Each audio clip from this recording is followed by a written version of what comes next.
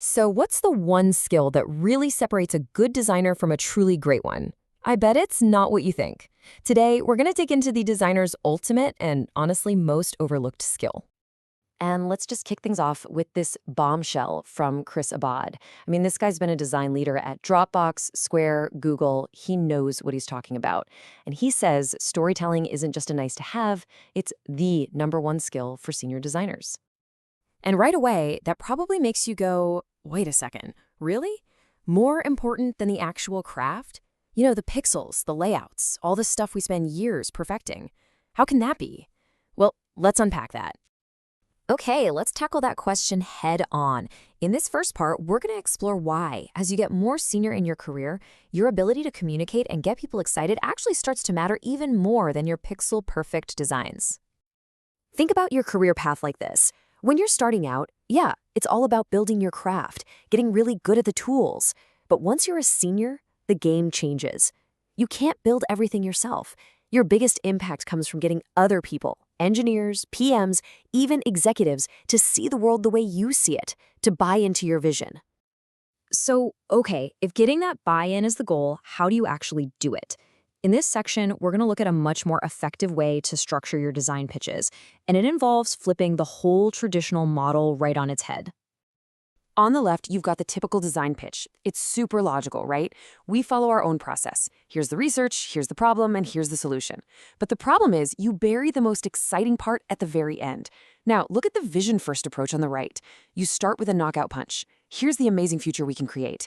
Then you introduce the drama. Here's the one thing stopping us. And finally, you reveal your design as the hero that saves the day. See the difference? It's a compelling story, not a status update. And this right here, this is the biggest trap we fall into as designers. We just open up our Figma file and start clicking through screens, using our beautiful work as a cue card. But what happens is the story just becomes a walking tour of our design file, not a cohesive, powerful vision. It's way too much detail for anyone who hasn't been living and breathing this project for weeks. So to avoid that, you have to build your entire presentation around a single concept, the peak moment.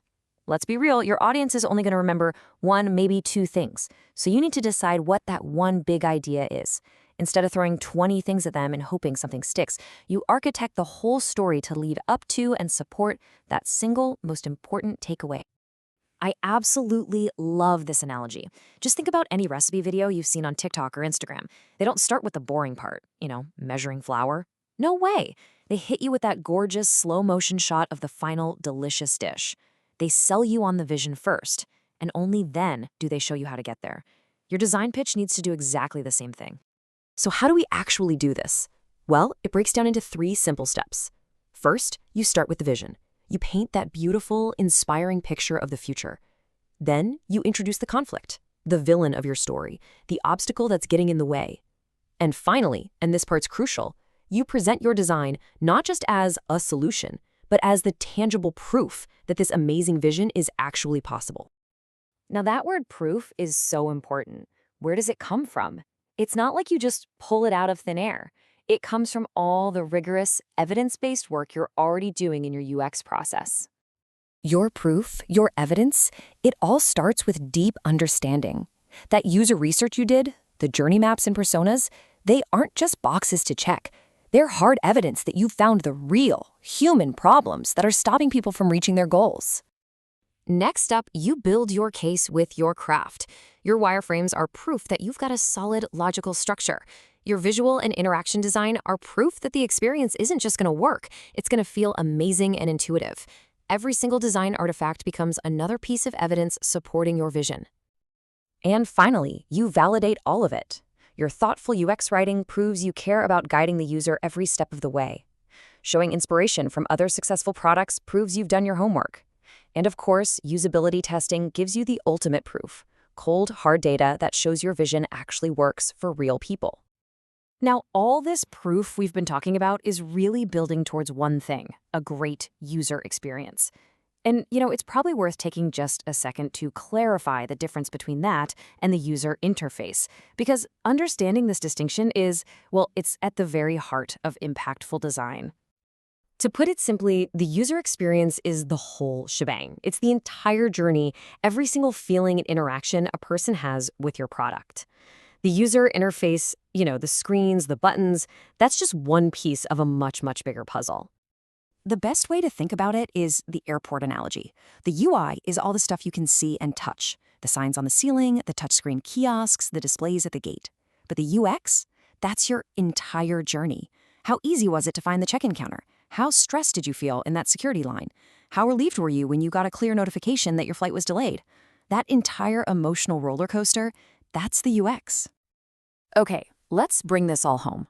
Now that we understand how our design process provides the proof, we can finally connect it all back to the art of storytelling and create a truly killer final pitch.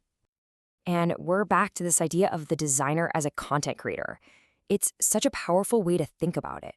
Your job isn't just to make things pretty, it's to craft an idea that's so sticky and so engaging that it spreads through your whole company and actually makes people want to act. And this right here is the key takeaway for this whole explainer. Your solid UX process, all that research, the wireframes, the testing, that's what gives your vision credibility. It's the proof. But it's your storytelling that takes all that proof and turns it from a boring report into a powerful, compelling narrative that people can actually get behind. So I'll leave you with this question for your next project, your next presentation. Before you even design a single screen, just ask yourself, what is the one single peak moment, the one idea that I want them to walk away remembering? Build your entire story around that, and you won't just be presenting your work, you'll be making a real lasting impact. Thanks for watching.